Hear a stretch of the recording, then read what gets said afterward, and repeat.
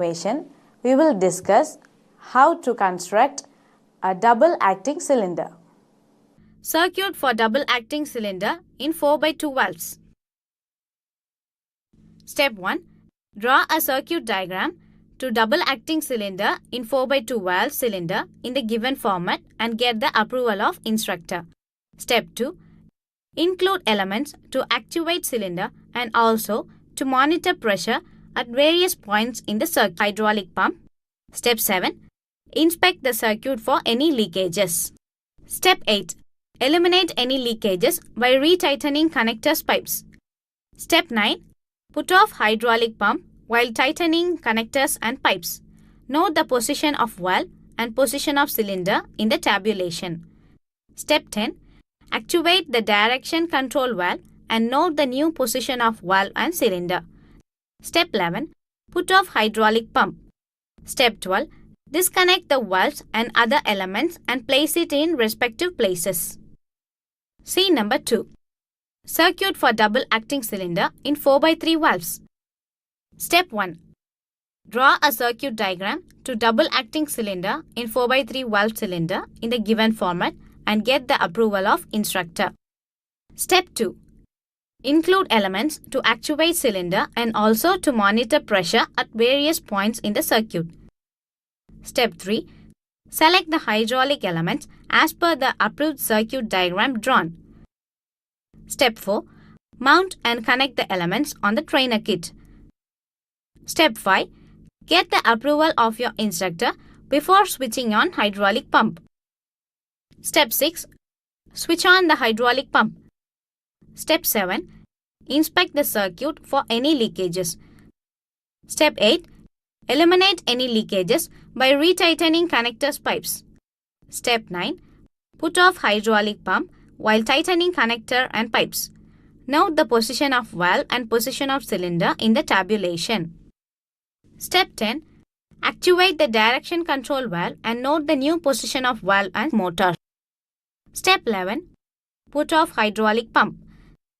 Step 12. Disconnect the valves and other elements and place it in respective places. See number 3. Design, construct and test a circuit to activate a hydrometer using a 4x3 DC valve. Draw a circuit diagram to activate a hydrometer using a 4x3 DC valve in the given format and get the approval of instructor. Step 2. Include elements to activate cylinder and also to monitor pressure at various points in the circuit.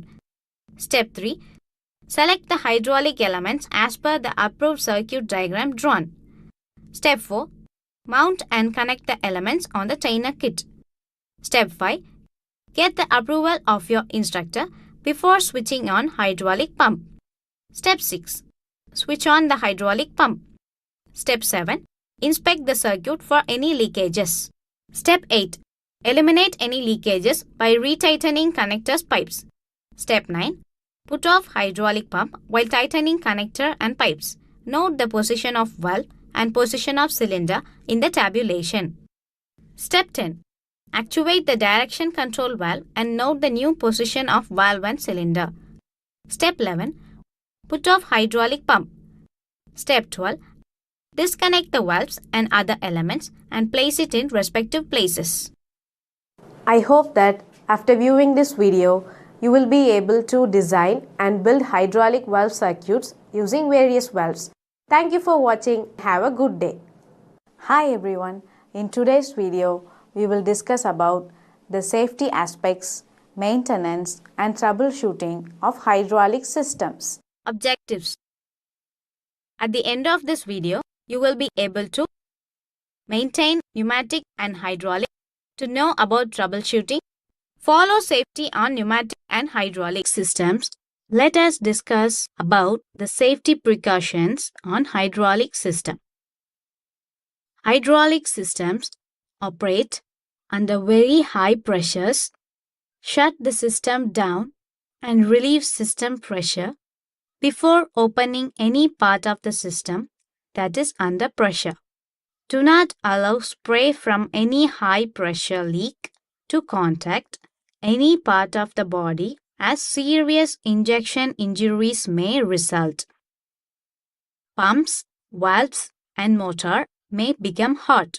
Be cautious of incidental contact between bare skin and hot surfaces. Keep hands and clothing away from moving parts of the system.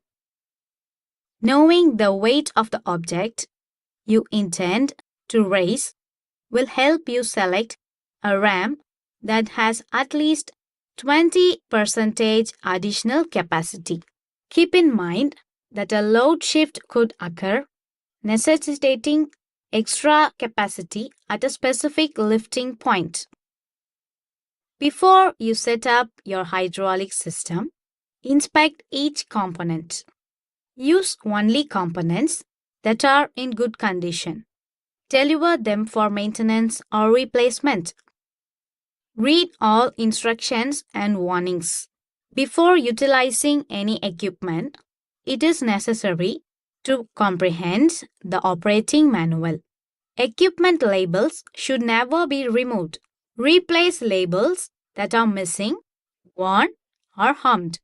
When using hydraulic equipment, make sure you always use safety glasses and protective cloths. Hydraulic rams are made to lift and lower. They are not intended to be used as long-term supports. Cribbing or simplex lock nut cylinders should be used if the load needs to be held for an extended period of time. Ensure the couplings are firmly engaged before connecting using quick couplers. Fittings, gauges, and other threaded connections need to be tightly screwed on and leak-free. Never over-tighten fittings as this could cause them to deform or the thread profile to be stripped. Improper hydraulic coupling between low and high pressure components is another risk. A low pressure system shouldn't be connected to a high pressure pump. A high pressure system shouldn't have a low pressure part, hose, or fitting. Ruptures in parts, hoses, or fittings are probable. Pressure buildups during use are prevented via pressure relief valves integrated into the hydraulic system. To guarantee proper operation, keep these valves clean and test them occasionally. Under no circumstances should you attempt to uncouple hydraulic hoses, fittings, or couplers.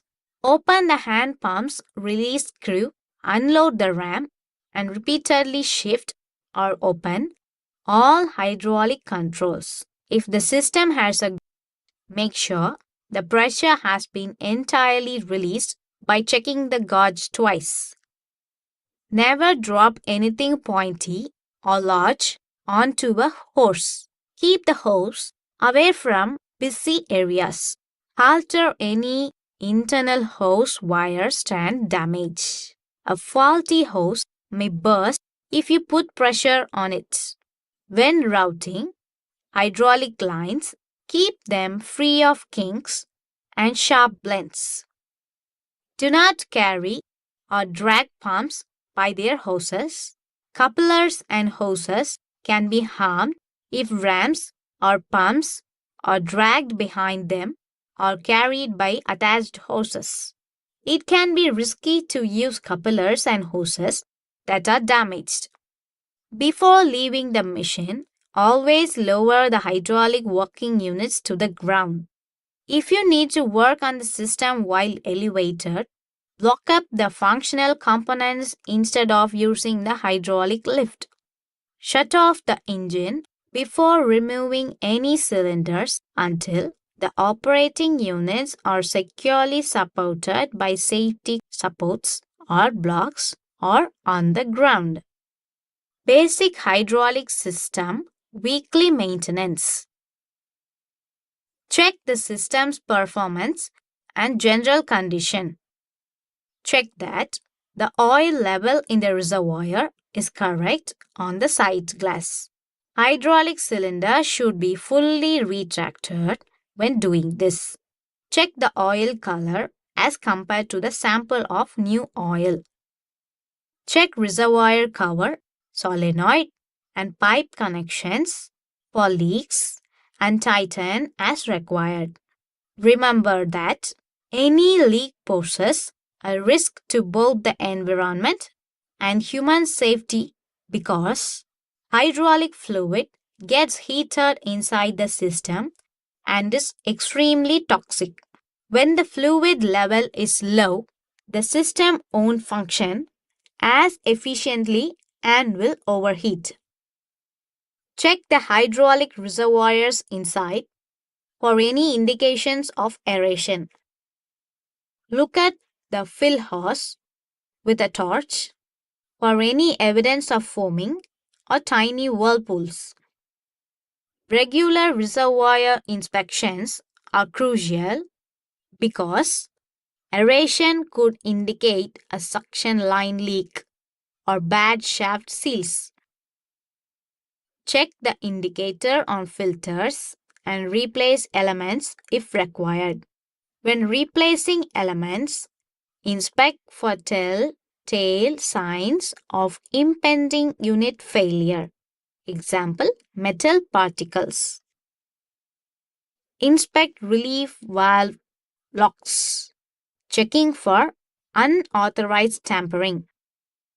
Check accumulator pre-charge where fitted. Annually and or every 3000 operation hours. Check all mounting bolts for tightness. Remove coupling guards from pump or motor and check flexible couplings for wear. Replace the rubber sleeve if necessary. Check all the valve, pump and actuator for oil leak. Remove and replace the seals if necessary.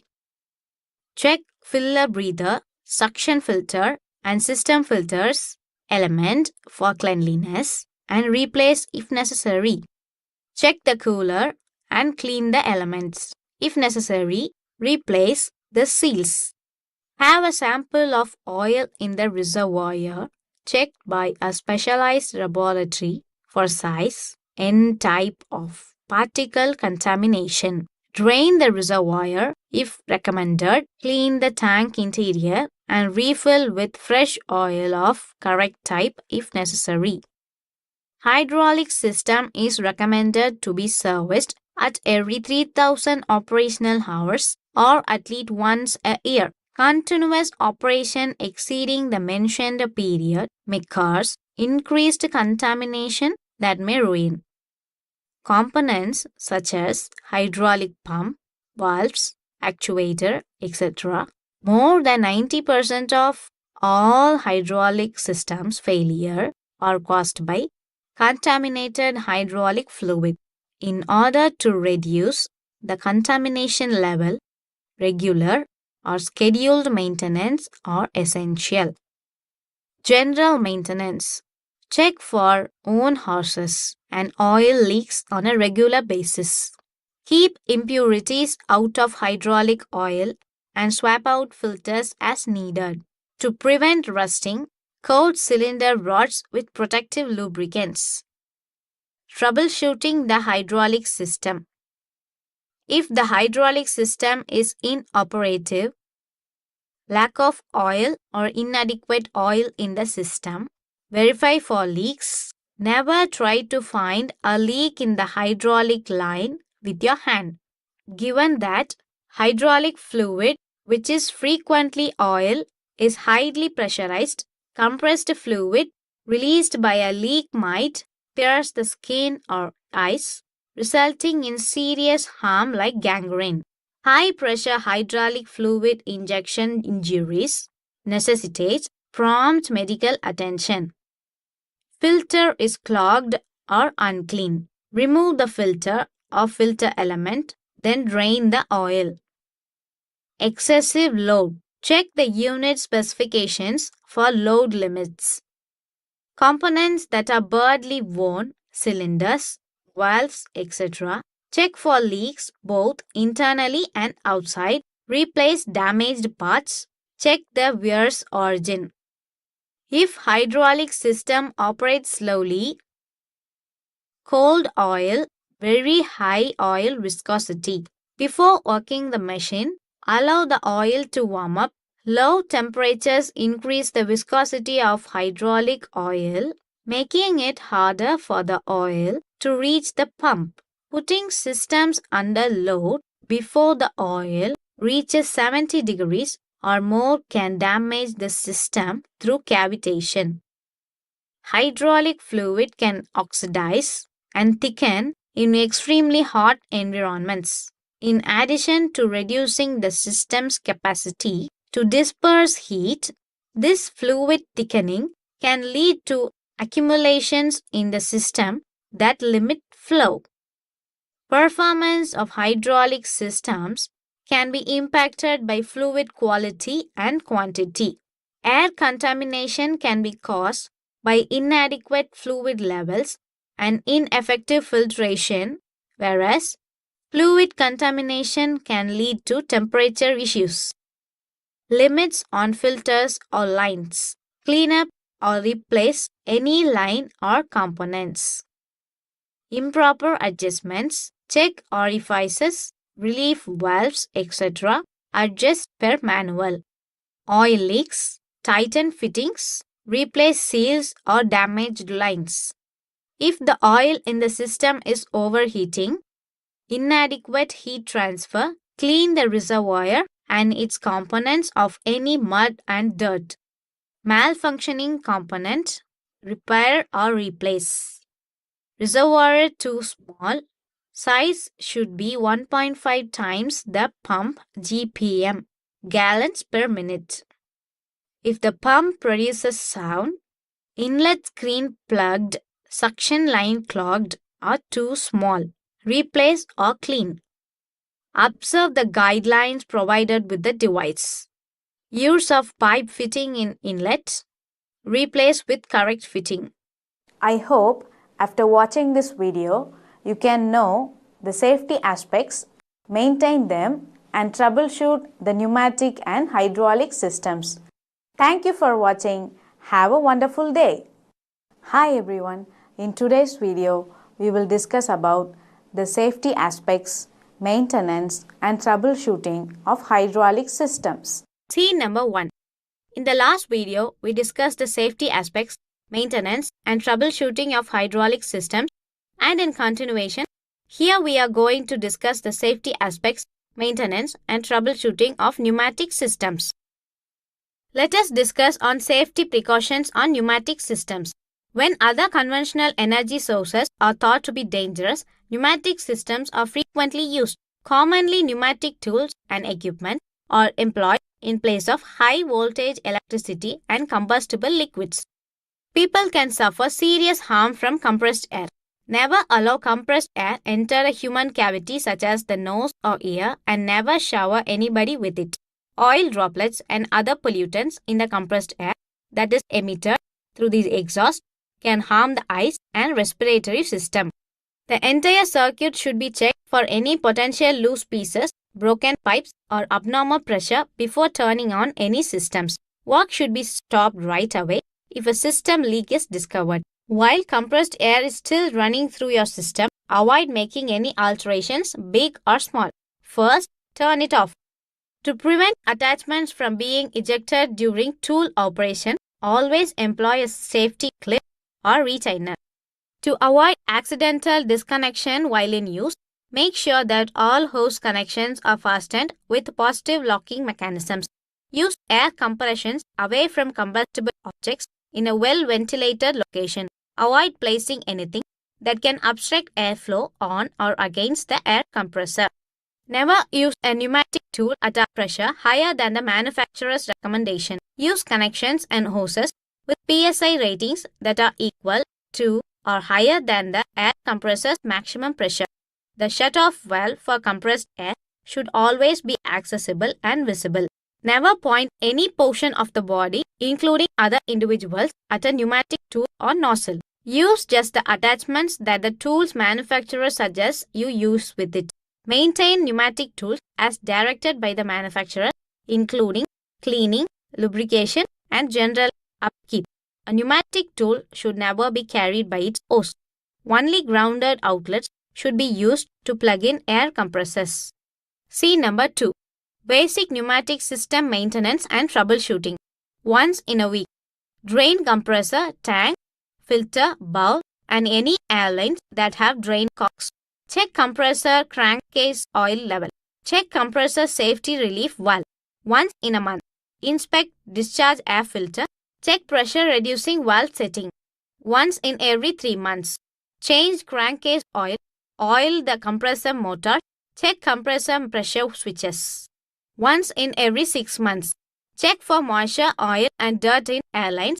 Clean the intake air filter, felt, and screw types. Check the compressor belt. Check the pressure relief valves. Check calibration, operation, nozzles, and restrictors of transmit temperature controllers, pressure controllers, thermostats, and humidistats. Check piping of pressure transmitters and controllers. Clean elements and humidistats. Once in year. Replace cartridge type intake air filters. Check calibration of receiver controllers. Check valves for tight close-off. Troubleshooting pneumatic system. Low operating pressure. For a pneumatic system to operate well, adequate air pressure is necessary. System problems are significantly exacerbated by air pressure problems which have a variety of root causes. While the compressor is frequently the cause of air pressure loss, other factors such as loose valves and connections, filthy filters, and poor maintenance practices can also contribute.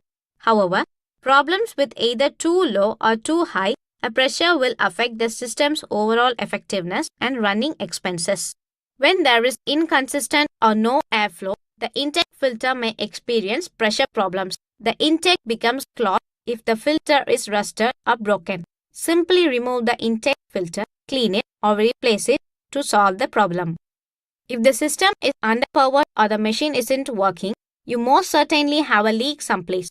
Using an aerosol sprayer that can be filled with soapy water or light oil is the most effective approach to identify leaks. Spray liquid down the length of the hose starting at one end. If there are leaks in the hoses or attachment, bubbles will form where the two come together. Bubbles indicate air leaving. Low air quality. Components on the demand side such as pressure valves, flow control valves, and linear or rotary actuators are impacted by air quality. On certain parts, poor air quality can have a cascading effect on the entire system. Severe rust is evident on the pistons. If there is even the slightest indication of corrosion, there is a moisture issue. A pneumatic system can suffer severe damage from moisture, which can enter a system in a number of ways. Prolonged moisture exposure causes corrosion, which spreads to the other system components and causes a variety of issues throughout the entire system.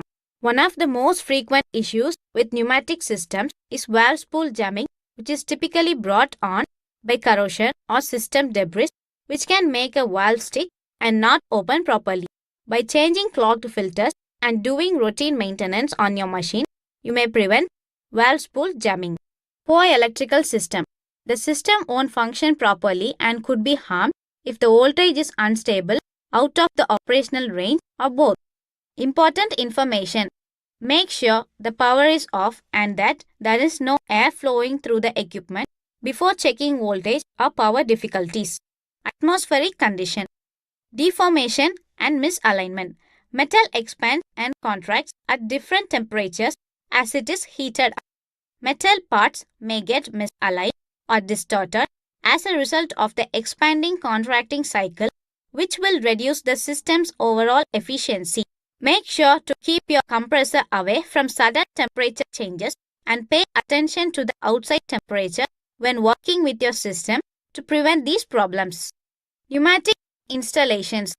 Any pneumatic system, no matter how good it is, will fail prematurely due to inadequate installation. Side loading, which happens when a load is applied to the piston rod without support or guidance, or when the mounting and piston rod connection are out of alignment, can result from improper mounting. Pneumatic cylinder repairs. For instance, will be required if side loading develops. There are numerous strategies to reduce side stresses, but nothing beats accurate alignment during first installation. Selection criteria.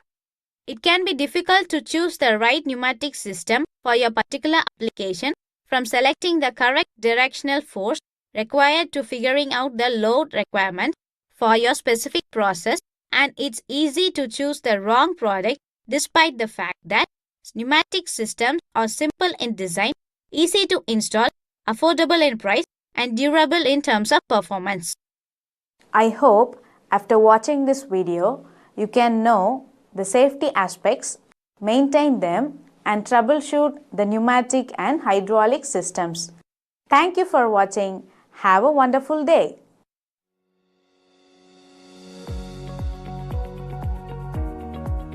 Hello. Welcome to the session on dismantling, overhauling, and assembling cross-slide and hand slide of the lathe carriage.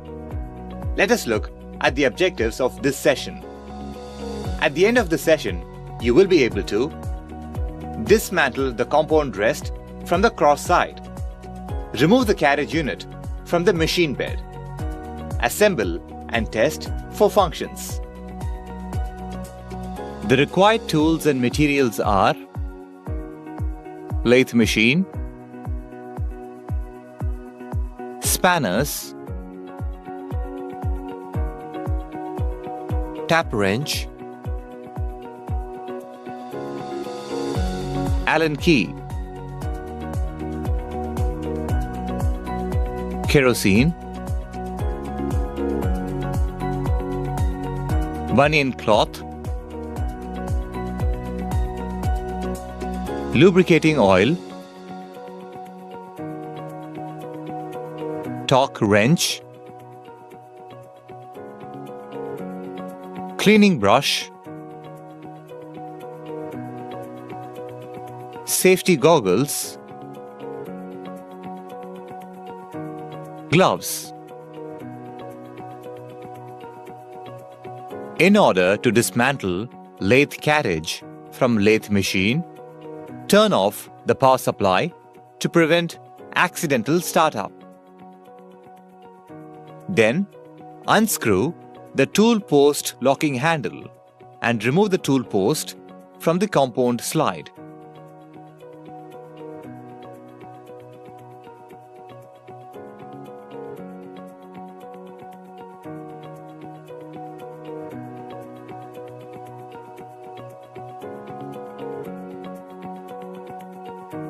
Before removing the feed screw handle, examine the handle and its surroundings for obstructions or debris.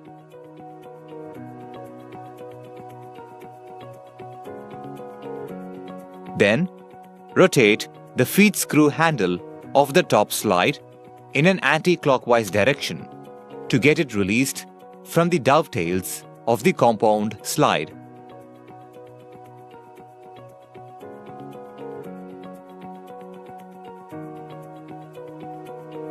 Now, take out the jib from the dovetail of the top side.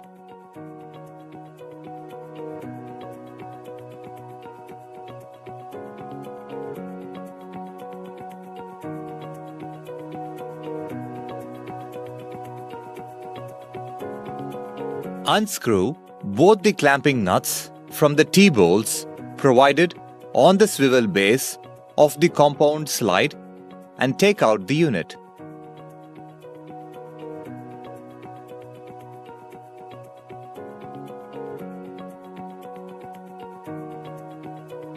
Remove the taper pin to remove the graduated collar of the compound slide.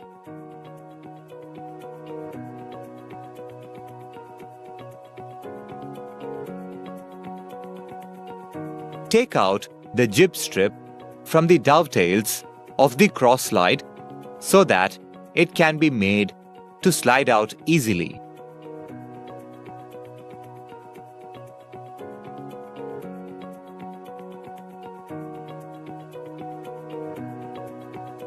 Once the taper pin is removed, inspect for any sign of damage or deformation.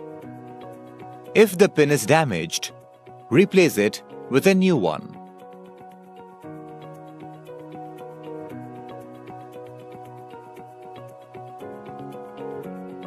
Now, disengage the lead screw from the cross slide.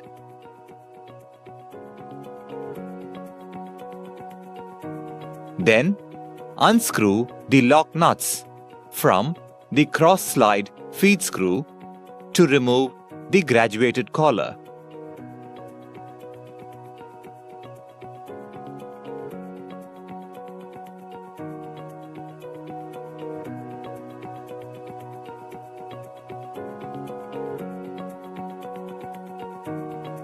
Now, unscrew and remove the saddle clamp.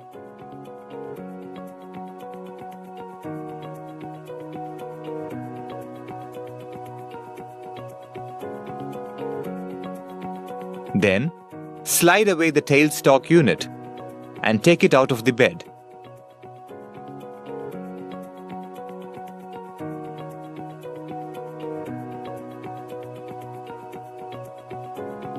Similarly, slide away the saddle unit towards the right end to take it out of the machine bed.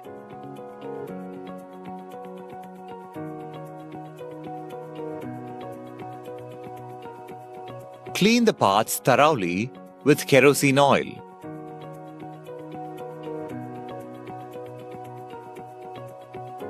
Then, wipe them with bunion cloth and keep the parts in tray.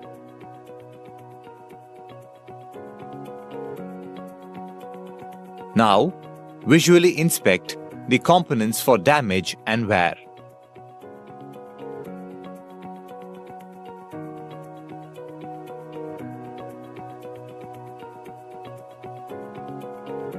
Then, lubricate the parts with lubricating oil.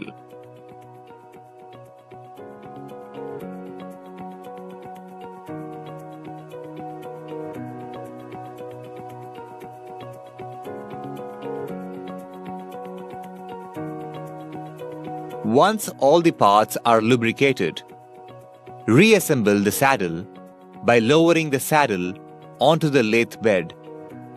Then, insert and tighten the saddle mounting bolts securely.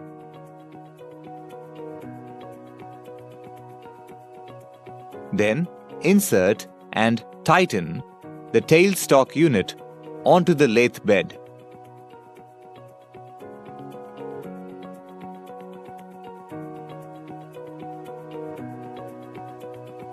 Reassemble the saddle clamp and test the saddle's movement to ensure it slides smoothly.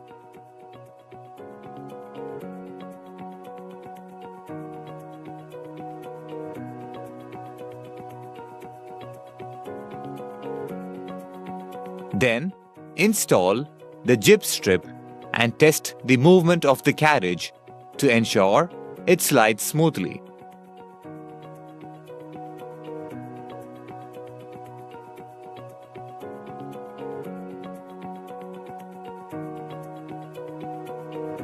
Once dovetail is assembled, fit feed screw handle by simply screwing it back.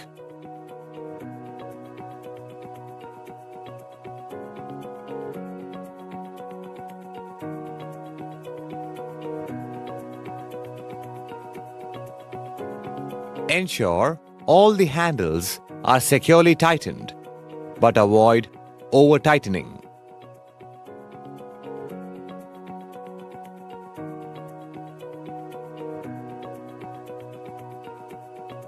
Once all the parts are reassembled, turn on the power supply.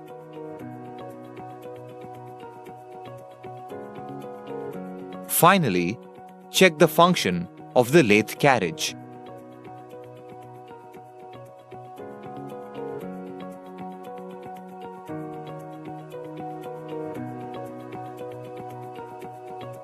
Let's recap the key points discussed. Dismantle the lathe carriage by removing the tool post from the compound slide.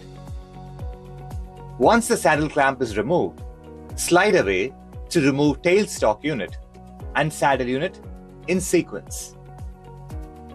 Clean the dismantled parts using kerosene oil and inspect for damage and wear. After lubricating the parts, assemble them in reverse sequence and check the function.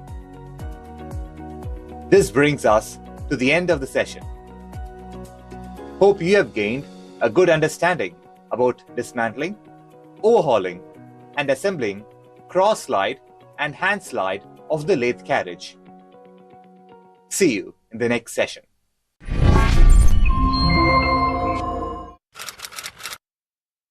Hi students, today we are going to learn about types of inspection and gadgets for inspection.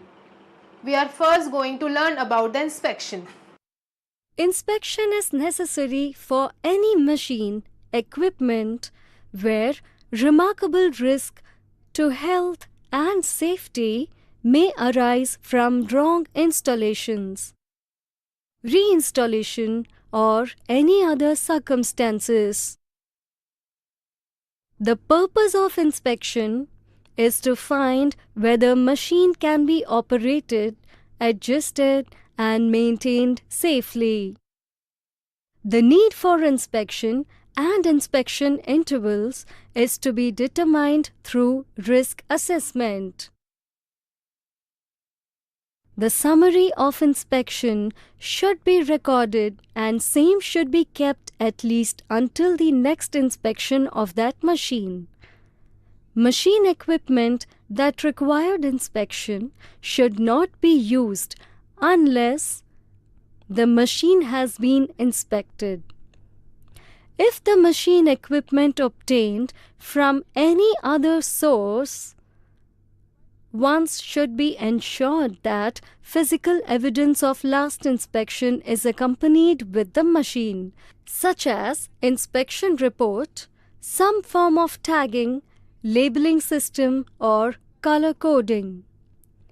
One of the most important documents that can help with inspection is the manual.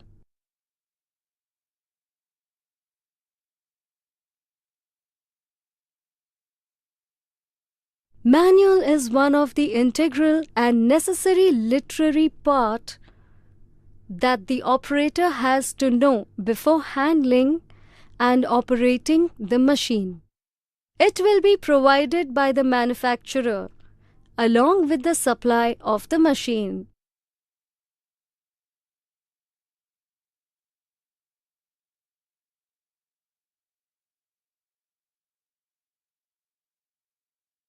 Manual furnish all information about the machine like size of the machine, foundation and erection method, safety procedure to be followed, operating procedure and periodical maintenance required. The machine manual will also provide about the required power supply, safety procedures, grade of lubrication oil to be used, etc. Availability of suitable spare parts and details of the dealer, supplier has to be provided in the manual. Otherwise, use of any other parts will not suit and the machine will get damaged. We have to refer and follow manual if any problem or defects arises during the operation of the machine. The manual will also provide the brand and type of tools that can be used, time period, life of the tools to be replaced, based on the usage and periodical inspection to be carried out. In general, manual has to provide the information right from starting of the machine, operating method and stopping the machine. In case of emergency, operator should be able to stop the machine.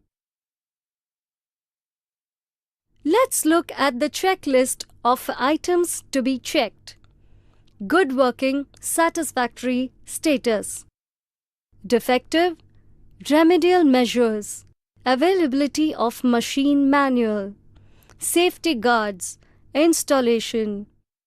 level of the machine, belt and its tension, bearing sound, driving clutch and brake, exposed gears, working in all the speeds, working in all the feeds, lubrication system, coolant system, sliding path and its travel, safety and limit switches, electrical controls, proper lighting, emergency stop, alarm specialty, condition of work holding devices, condition of tool holding devices, condition of accessories and attachments, chip collection and disposal. Let's look at the equipment record. History sheet of machinery and equipment. Description of equipment. Manufacturer's address. Supplier's address. Order number and date. Date on which received. Date on which installed and placed. Date of commissioning. Size. Weight. Length, width and height. Cost. Motor particulars. Volts. Revolutions per minute. Phase. Volts. Bearings, spares, record. Belt specification. Lubrication details. Major repairs and overhauls carried out with dates. Let's quickly recap what we have learned so far. Inspection on machines should be done periodically for ensuring the safety of the machine operators. A record of the same should be kept. Manuals are useful for conveying the information regarding inspection. Manual gives information like safety procedure to be followed, operating procedure and the periodically maintenance required. I hope that you have understood everything taught in this video. I will see you in another interesting and exciting videos. Thank you and goodbye until then.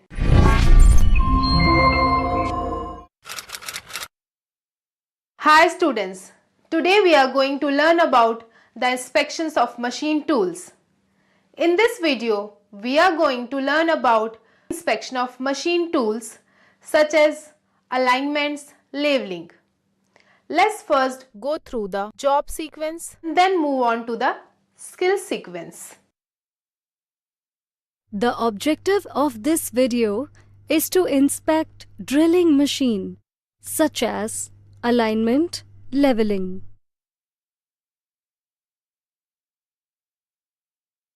Job sequence.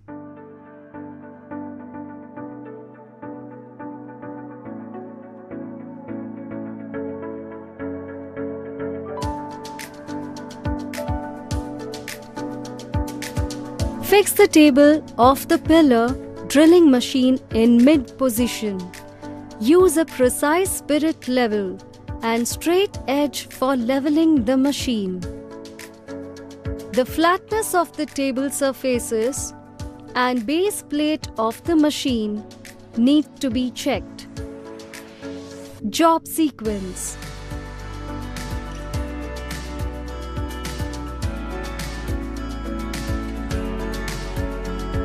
Check the runout of the internal taper of the spindle using a dial test indicator and test manually.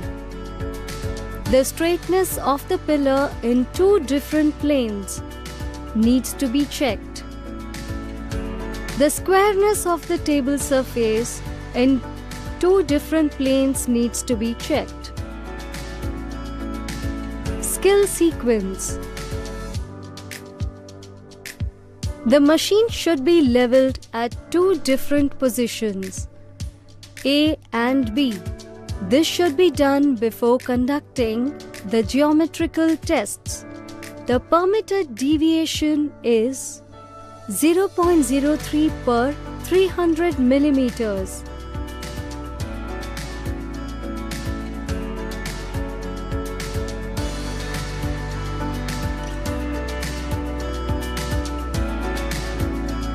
Check the flatness of the work table surface and the base plate if it is machined.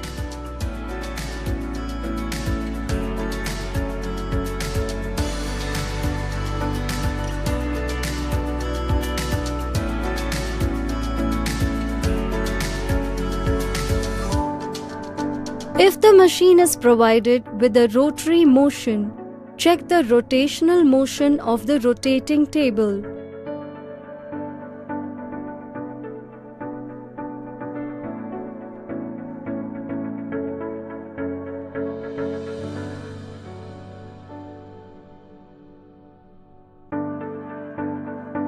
Check the runout of the spindle internal taper at 2 positions. Check the squareness of the spindle axis to the table surface and straightness of the pillar in 2 different planes. Check the squareness of the table surface to the vertical movement of the spindle housing in 2 planes.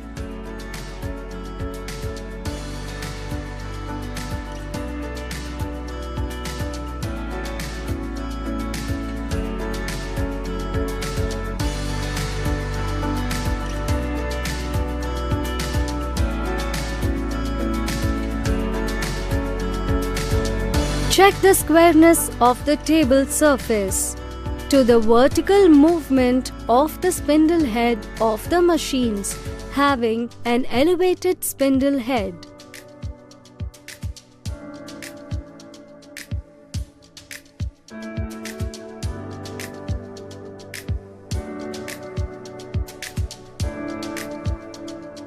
Lubricating the parts.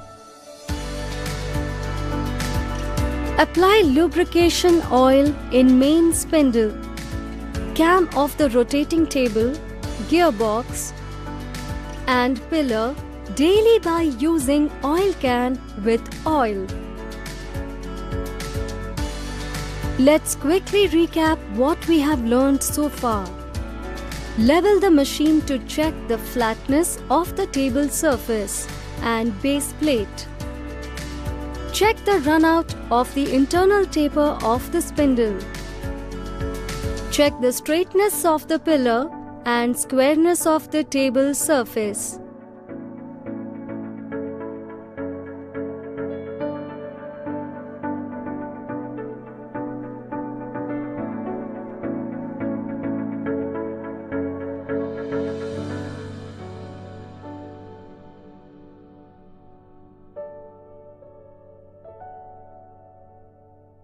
I hope that you have understood everything taught in this video. I will see you in another interesting and exciting videos. Thank you and goodbye until then.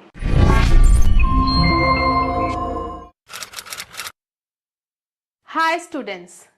Today we are going to learn about accuracy testing of machine tools. In this video, we are going to learn about accuracy testing of machine tools such as geometrical parameters. Let's first go through to the job sequence and move on to the skill sequence. Objectives of this video are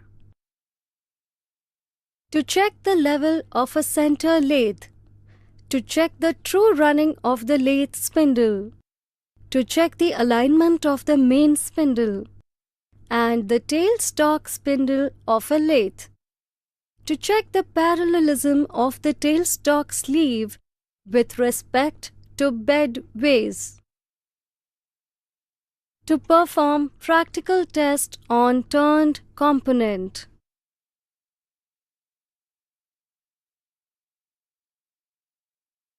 Job sequence. The dial gauge should be fixed on the carriage.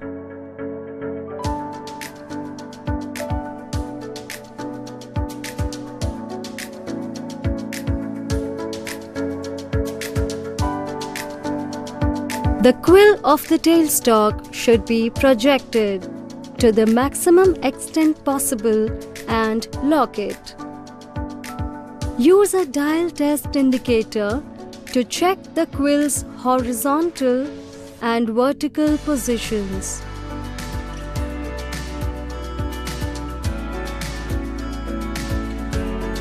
During each measurement, clamp the quill.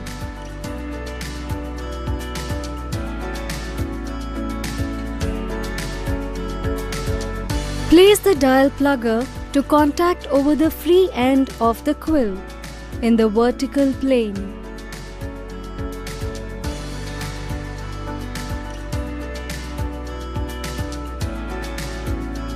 Set the dial at 0 position.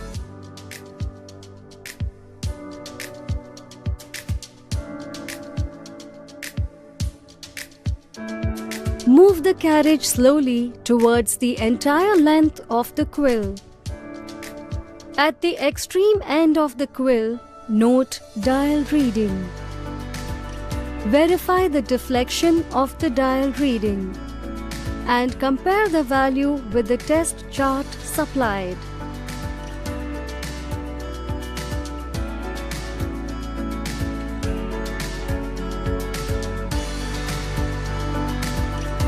Set the dial horizontally and repeat the above procedure for checking in the horizontal plane. The test mandrel should be fixed into the tailstock spindle. To test the accuracy of the tailstock spindle in the vertical and horizontal positions, repeat the same procedure. Checking the tailstock. Insert a hollow test mandrel 300 to 500 mm long in between the centers. Make sure that the spindle bearing is at its working temperature.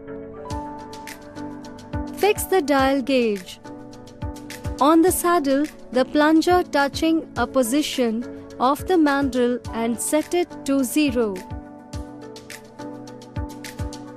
The dial plunger should be set at the top of the mandrel, and the saddle should be moved along the bed to the entire length of the mandrel.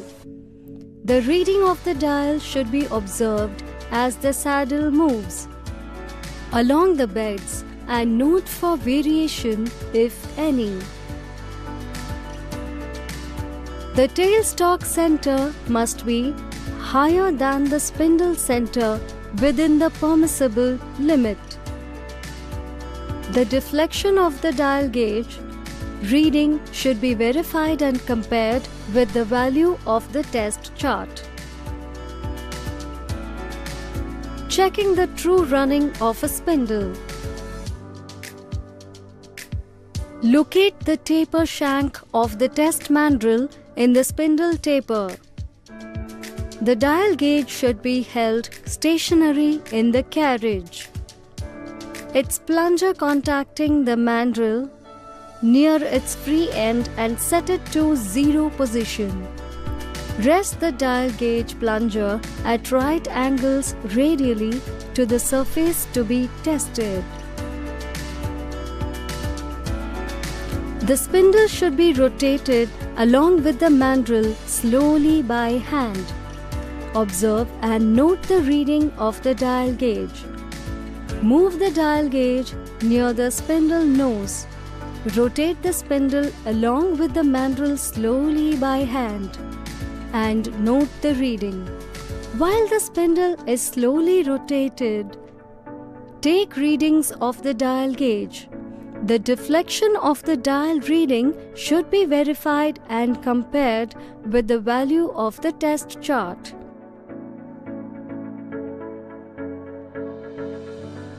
Skill sequence. The objective of the skill sequence is to adjust the spirit level with the plane surface.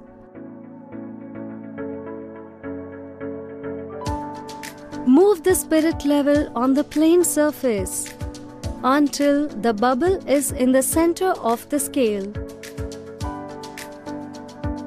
Place a straight edge against the level and clamp to the plate. Turn the level through 180 degrees and forend and place against the straight edge and note the displacement of the bubble. Adjust the vial to half of the total displacement of the bubble. Repeat the above sequence until the level is turned and for end without displacement of the bubble. Level the lathe bed.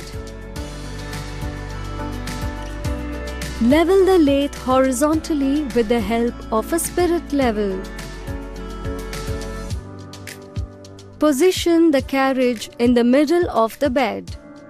Keep the spirit level on the rear slide way, that is, the slide which is opposite to the operator side, longitudinally at the position A.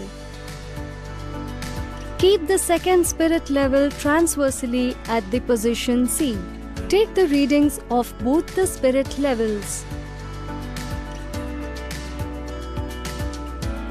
The level of the bed should be adjusted till both the spirit levels show the same reading. The sequence of operation should be repeated till both the spirit levels show the same reading in all positions A, B, C and D.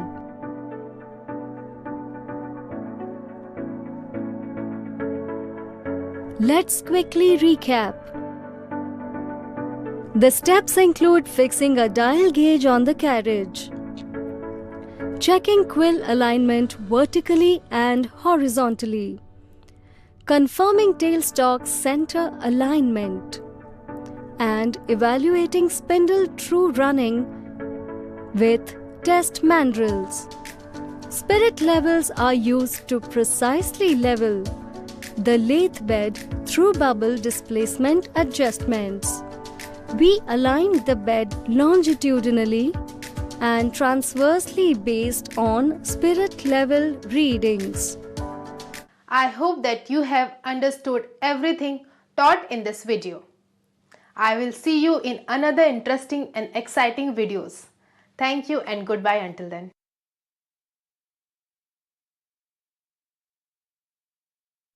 नमस्कार, मैं दिव्यांशी चौहान। नमस्कार, मैं भगवती जबनाल। आप सभी का CSC कड़ी की तीसरी चर्चा में आपका स्वागत करते हैं।